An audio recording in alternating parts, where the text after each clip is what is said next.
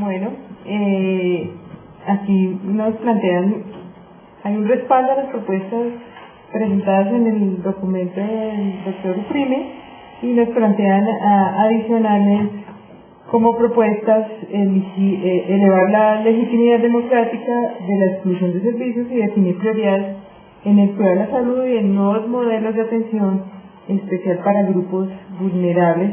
Todo esto como mecanismos de política general que puedan mejorar las condiciones de salud. Para los comentarios está previsto dos intervenciones, una por la Corte Constitucional, un punto de vista de la Corte Constitucional, el doctor Aquiles Arrieta, que es abogado, especialista en Derecho Constitucional, magistrado auxiliar de la Corte Constitucional, profesor de la Universidad de los Andes, Universidad de La Sabana, de la Nacional y del ICESI. Doctor Arrieta.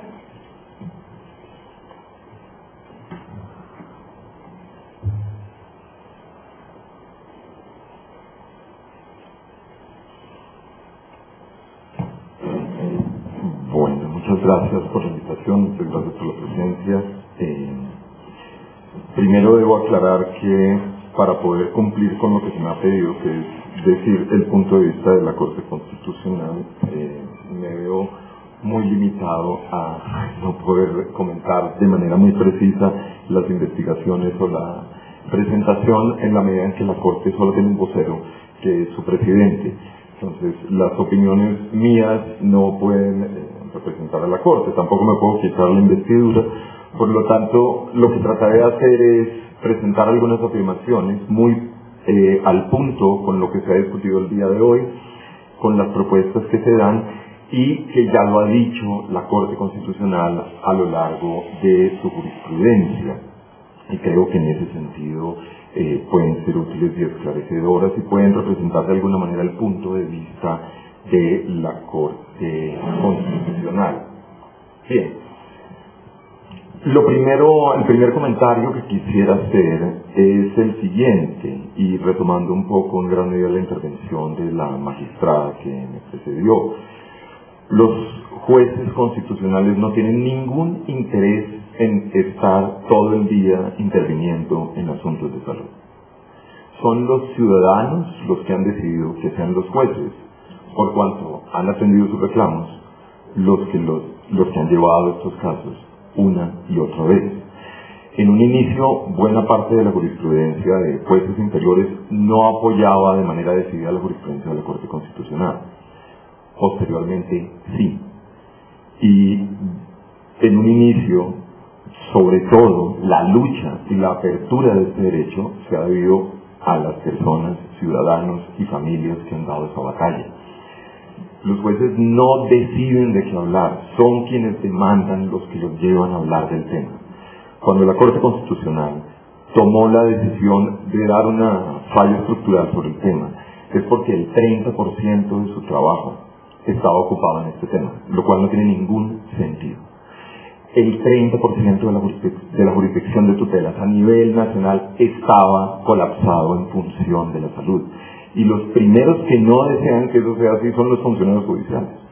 Entre otras por lo siguiente, porque si se hace una descripción del aumento de tutelas en salud, se encuentra lo que dijo mi predecesora, que está mucho más cerca al día a día de la tutela.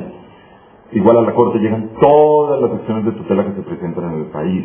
Y tal cual como dice ella, buena parte de las acciones de tutela e igual las sentencias son formatos. Esto puede ser malo en algunos casos donde se buscan equivalencias de tratamientos, que era una cosa que se mencionaba y Rodrigo también la señalaba. Pero debería señalar también que estos medicamentos, estas visiones casi que de formato, tienen desde la perspectiva jurídica un mensaje clarísimo. Esto es un asunto resuelto. La jurisprudencia en salud no es una jurisprudencia polémica, No es el debate en aborto, no es el debate en matrimonio homosexual donde ha habido bandazos, los jueces no saben qué decir, mandan mensajes erráticos. Acá han dicho de manera clara y reiterada. Ha habido variaciones en algunos puntos, ha habido una apertura, algunos casos y temas nuevos, pero el grueso de la jurisprudencia son casos reiterados. Si ustedes miran la sentencia T760, el aparato citatorio son infinidad de sentencias puntuales y pequeñas, y todas tienen un detalle: solo hay magistrado ponente.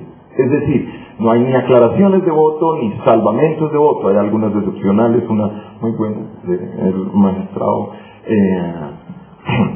investigador Rodrigo Primi, en su faceta de magistrado encargado en la Corte Constitucional. Algunas de las ideas que ha promovido ahora como investigador también están en alguno de sus salvamentos, pero en general, salvo algunas excepciones, la mayoría de casos en salud se resuelven de forma inmediata, y esto lo que da es seguridad jurídica para todo el mundo. Todo el mundo sabe que le van a responder. De hecho, la estrategia de muchos actores del sistema, o EPS, o farmacéuticas, se funda precisamente en la seguridad jurídica que tienen sobre el sistema y las respuestas que iban a encontrar, que permitía hacer, digamos, comportamientos estratégicos. Esto es lo primero que debería señalar. La sentencia T760 es una respuesta precisamente a la convicción profunda en la Corte Constitucional, y así lo dice la sentencia, de que la justificación inicial, individual, que se pudo considerar adecuada al inicio de la jurisprudencia de los años 90, se había convertido en sistémica, en una discriminación sistémica. La jurisprudencia hacía discriminaciones sistémicas tal cual como se está señalando. La Corte, no debo decir que le da la razón a la investigación que por cierto menciono, de muy buena calidad y que sin duda ayuda al debate y ayuda a promover la jurisprudencia de Rodrigo Primi y la investigadora Juanita Durán. Indudablemente, parte de lo que ellos han dicho ya lo conocíamos, y es los efectos de la jurisprudencia en salud es mixta. Claro que ha apoyado, claro que ha ayudado a construir y a defender el derecho, pero al convertirse en una jurisprudencia reiterada, mecánica, frente a la cual los actores del sistema se adecuaron en gran medida para aumentar la captura de renta, llevó a que la Corte dijera: no más, cambien las órdenes, porque no tiene sentido esta jurisprudencia. Mantenerla implica la violación sistemática de derechos fundamentales. De hecho, uno de los criterios para determinar el cumplimiento de la sentencia es que desaparezcan las tutelas en salud. No porque impidan presentar el recurso o que se impida presentar la acción de tutela, sino porque pudiendo presentarse no se presenta. Y esa es la principal razón. La sentencia T760 lo que busca es evitar que la prestación del servicio de salud sea de manera rutinaria y se esté dando mediante acciones de tutela. También señalo que, obviamente, como lo mencionó el profesor Primi, al presentar la investigación, no toda la jurisprudencia se centra en el acceso a los servicios de salud. Esto es lo que está en juego en este momento, pero la jurisprudencia de la Corte Constitucional de 2008 ha avanzado ampliamente, por ejemplo, en el derecho fundamental al agua, y el acceso al derecho fundamental al agua estrechamente vinculado con el derecho a la salud. Hay otras dimensiones que se han dado, como por ejemplo la protección del derecho a la información para que los ciudadanos pudieran acceder por fin, después de décadas, a los precios de los medicamentos. Esa orden ha ayudado muchísimo a ver que es probable que las capturas de renta estén en otras dimensiones y en otros lados. Son otras formas con las cuales se abre la protección al derecho a la salud en gran medida de una respuesta de oferta judicial de los jueces, pero también un cambio en la demanda judicial. Sin duda en la T760 está una de las más curiosas, y es una EPS que decide dejar de enfrentarse a la tutela y más bien usa la tutela para proteger no solo la sostenibilidad financiera, que es un asunto que la Corte protege y entiende vinculado a la Constitución del 92. Por eso justificó la constitucionalidad de la Ley 100, sino adicionalmente la posibilidad de que esos recursos lleguen en tiempo y en el momento indicado. No solamente se requiere sostenibilidad financiera, obviamente, obvio, la jurisprudencia siempre lo ha reconocido así. Una política pública de la cual depende un derecho fundamental es inconstitucional si se demuestra que es insostenible fiscalmente. Esto no es posterior al acto. O se justifican, por ejemplo, un trato con un nivel de discriminación distinto, por ejemplo, de un trato distinto, que es justamente lo que ocurre en la Ley 100. Sale la Constitución del 91 que protege a los más débiles y el Congreso pregunta, señores, podemos hacer un sistema de salud que es amplio para quien contribuye y le da la mitad de los servicios al subsidiado. El argumento de la demanda es que la Constitución lo que tiene es que proteja más al débil, no al fuerte. La Corte Constitucional, entendiendo la necesidad de la sostenibilidad de la política pública, acepta esa decisión. Siempre lo ha aceptado. En el 2008 dice, esto ya no es solo suficiente, no solo tiene que tener los recursos, sino que tienen que fluir en el sistema de manera adecuada para que lleguen en el momento oportuno y en la cantidad suficiente. Buena parte de las políticas de pago único y pagador único, sin duda, tienen que ver con medidas que se están pensando para responder estas órdenes. Entonces, señalo, para la Corte Constitucional, hacer una intervención frecuente cuando es un tribunal que lo que dicta es jurisprudencia, tiene que ser mecánica y constante. En miles de casos, lo único que demuestra es que hay un problema que era estructural. Y muchos de los diagnósticos se dan incluso desde el año 2005. En ese momento sale una norma que tal vez lleva a la Corte Constitucional a tomar una decisión más fuerte y acumular los 22 casos que dan lugar a la sentencia T-760, que es una decisión del Comité del Consejo Nacional de Seguridad Social y Salud, en la cual decían que si una entidad, una EPS, atendía a un servicio de salud sin que le hubieran puesto tutela, solo podía recobrar la mitad.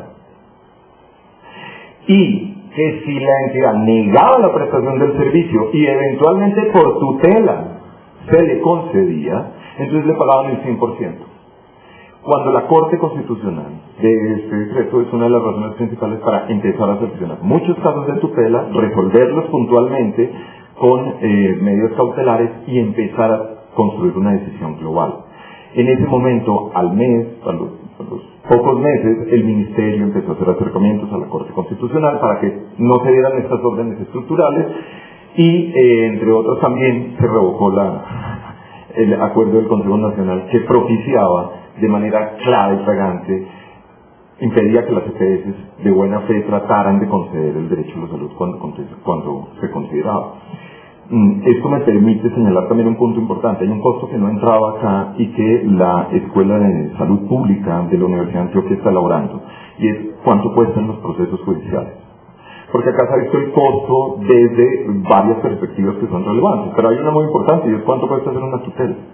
Los datos a los que está llegando, y creo que mi sucesor también conocerá esta información que se presentaba allá, es que mucha parte de las tutelas en salud, en primera instancia, son más costosas que el servicio que se solicitaba.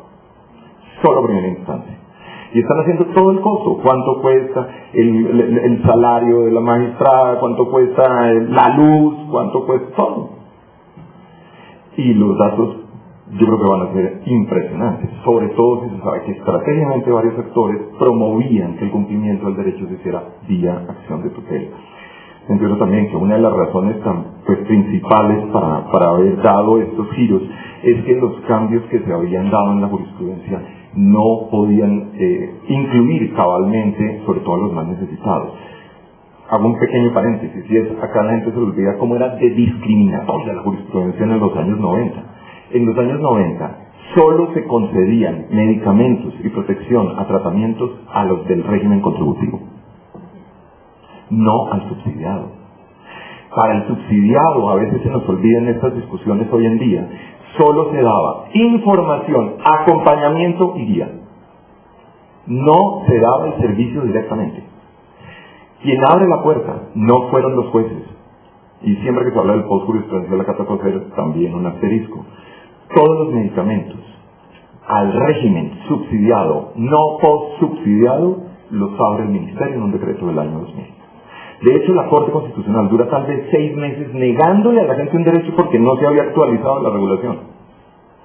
Pero quien abre la puerta para que todo medicamento no post del régimen subsidiado se entregue como se entregaban los del contributivo fue el regulador. De hecho, a partir de ese momento se hizo la diferencia y no se daban para operaciones y otros tratamientos, sino acompañamiento y guía. Autodaliza trae un caso aún más dramático, y son las personas que ni siquiera pueden acceder al sistema. Parte de las EPS lo que hacen era, si la orden se necesita la orden de un médico, ¿qué hicieron? Tratar de negar, en muchos casos, obviamente no estoy hablando de todas las EPS ni todas las situaciones, pero en muchos casos se presentó una práctica de negación de que el médico tratante no reconocía la necesidad del tratamiento. Eso ha abierto una nueva jurisprudencia donde las personas van ante un médico de gran calidad privado y llegan y le dicen a la EPS, de verdad que yo no necesito esto, acá hay una opinión de un médico que pueda hacerlo. Claro, estamos hablando de personas que tengan la capacidad para abrir y dar ese debate. Finalmente, quisiera señalar que tal vez una de las conclusiones entonces, que no debe haber mecanismos de acción de tutela como forma recurrente. Creo que la Corte está de acuerdo con esta idea. Que debe igual mantenerse la posibilidad de que las autoridades en temas de salud se vean enfrentadas a una tutela. Me parece también claro, no creo por qué este tipo de autoridades puedan estar por fuera del control de derechos fundamentales. Y tercero, que si los jueces deben recorrer un camino donde tengan mucho más claros los diagnósticos que se están dando, sobre todo de estrategias que se vuelven rutinarias, y que tenga un mecanismo de diálogo con la administración. Yo creo que en gran medida esto se ha dado. Y si uno amplía la perspectiva de lo que ha sido la T760 y sus avances posteriores, uno lo puede ver también desde una perspectiva diferente. Uno podría decir lo siguiente, y es un poco perverso con el Ejecutivo hacer un análisis de si pudo cumplir o no la tutela mediante lo que ha hecho, lo que ha ocurrido en el sistema desde que aparece la sentencia 360 hasta el momento. Y lo digo ¿por qué? Porque en realidad lo que ha habido es un diálogo social, un diálogo político en cuanto a cómo se va a cumplir esta sentencia. Se puede pensar que hoy por la tarde el ministro va a presentar la ley estatutaria y el proyecto de ley ordinaria que mostrarían esa respuesta y señalaría, puede ser, y esa ley que no ha sido aprobada, la ley ordinaria, trata de ser en gran medida una respuesta a muchos de los problemas estructurales, pero resulta, y creo que esto es claro, es el segundo intento. El primer intento frente al cumplimiento de la Corte fue un estado de cosas, digamos una emergencia social, donde se pretendió por decretos de estado de emergencia resolver las cuestiones en salud. Y quizá no siguiendo los parámetros mínimos constitucionales. Si uno quisiera ver el diálogo que ha tenido la Corte Constitucional con el Ejecutivo, tiene que incluir todos los procesos de los decretos, tanto de la declaratoria como posteriores, en materia de tratar de reformar el sistema de salud vía excepción. Ahora viene una segunda intención, y es decir, no vamos a cumplir estas órdenes de estas tutelas estructurales de manera puntual, sino con unas leyes. Y quisiera resaltar cómo la Corte Constitucional ha dado siempre un espacio, siempre y cuando la administración diga yo me estoy tomando en serio la construcción de una política pública sensible al derecho. El gobierno Santos le dijo a la Corte que en el 2008 dio 2 años para unificar el POS. Y le dijeron, no, denos hasta el 2014. Y la Corte dijo, bueno. Entonces le dijeron, no, lo vamos a hacer en el 2012. Bueno, porque la Corte lo único que está haciendo con sus medidas estructurales y sus órdenes generales es propiciar el debate para que en las instancias que se debe dar se den por fin los correctivos que de manera excepcional, esporádica, tangencial están tratando de dar los jueces constitucionales, obviamente de manera rara. Es una revisión estructural de la política lo que puede llevar a eso. Y finalmente señalaría uno de los temas que se considera, digamos, como centrales en este momento dado el debate, y es los jueces constitucionales qué necesitan para para respetar un límite en cuanto a la orden de un servicio de salud, de un servicio técnico. Acá muchas veces en muchos debates se ha tratado de presentar la jurisprudencia surafricana como diversa a la jurisprudencia constitucional colombiana. Yo creo que es similar, en el sentido en que los jueces constitucionales no intervendrían en la decisión de quién debe morir y vivir en una democracia si tienen la certeza de que está bien tomada. Si un juez constitucional recibe una orden de un comité técnico científico municipal o departamental, como estaban planeados en la ley 100, y nunca se implementaron, y luego se derogó el artículo para dejar solo los comités técnicos científicos de las propias EPS. Pero si se hubiera hecho un comité técnico científico departamental, si hubiera existido una jurisprudencia técnica de 20 años, donde se le dijera a un juez, esto no sirve para esto. No hay un solo juez de la República, o me equivoco, magistrada, que iría en contra de esa decisión. Pero si un juez de la República sabe que estratégicamente la EPS pidió que la demandaran, sabe que todos los estudios dicen que el BADEMEC no es actualizado, que no se ha actualizado en 10 o 15 años, saben, porque están recibiendo las tutelas, que se estaban pagando dobles afiliaciones, que le pagaban por una persona a veces 2 o 3 UPCs. Decía el ministro, uy, tengo que pagar la UPC. Yo pensaba, uy, ¿cómo decía cuando tenía que pagar dobles afiliaciones constantemente? Claro, al momento de estar doble afiliado y necesitar salud, la que estaba recibiendo negaba, y la otra también negaba, y eran los jueces los que tenían que garantizar el acceso. Si los jueces vieran, como ocurre en el famoso caso de Sudáfrica, donde mandan la lista de personas y dicen, mire, dígame a quién saco para que usted atienda. Sin duda un juez no se mete. Pero si el juez ve que no hay un manejo de política pública adecuado, que no hay controles, que el caso repetitivo que se sigue dando se mantiene, pues no va a haber un elemento básico, y es confianza en el perito o auxiliar de la justicia que le dé luces a los jueces. Rodrigo mencionaba, claro, que ya nos tocaba tener vademecum. El punto es que es en todos los casos. Normalmente los jueces se meten en áreas del derecho que no conocen. El problema es que la frecuencia y lo rutinario que se convirtió en el sistema de salud llevó incluso a que medicina legal se negara a prestar conceptos técnicos a los médicos. Razón adicional para que la Corte tomara la medida de cambiar estructuralmente. Los médicos se han quedado solos, ya ni siquiera le daban la orden a la medicina legal para que tener un criterio imparcial, que no fuera o una farmacéutica o que no fuera para saber si era necesario el genérico, y se quedaron sin ojos técnicos. La Corte, ya en sus últimas peticiones a la Universidad Nacional, recibió una factura de cobro. Y la Corte dijo, mire, pues esto es gratuito, lo sentimos, no podemos utilizar su concepto. Ya ni siquiera la Corte Constitucional le están parando bolas porque dicen, no, pero nosotros no podemos hacer el trabajo de evaluación correcta de un paciente y viabilidad que tiene que hacer el sistema de salud. A mí me parece que justamente lo que dijo el profesor Primi, con eso termino, es, yo no creo que se tengan que esperar las siguientes tutelas. En este momento la jurisprudencia en salud se da sobre accesibilidad al servicio de salud. Tal cual como dan las cosas en las noticias, van a empezar unas dimensiones distintas, y es demandas de disponibilidad del servicio de la salud. Cuando están cerrando los hospitales, se van a empezar a pensar en otro tipo de demandas. Y yo creo que una de las grandes enseñanzas es, si los jueces constitucionales se enfrentan a políticas públicas sensibles a los derechos, serias, y que son posibles de aplicar, se echan para atrás. Que hay una ley como la Ley 100 que permite tratar con menos favorabilidad a algunos, así la Constitución lo ordene. Sí, si se toma de manera razonable y es una política progresiva. Pero si no la hay, los jueces tratarán de hacer justicia de la mejor forma posible. Yo creo que una de esas grandes enseñanzas, por lo tanto, es que los jueces se han dado cuenta que sus decisiones micro pueden generar exclusiones a nivel macro, y que es necesario seguir teniendo una visión macro y un diálogo con las instituciones que le permita asegurarse, no que era el gobierno de los jueces, pero sí que hay un gobierno sensible a los derechos fundamentales, y que ojalá no tenga que actuar empujado por los ciudadanos mediante demandas judiciales. Muchas gracias.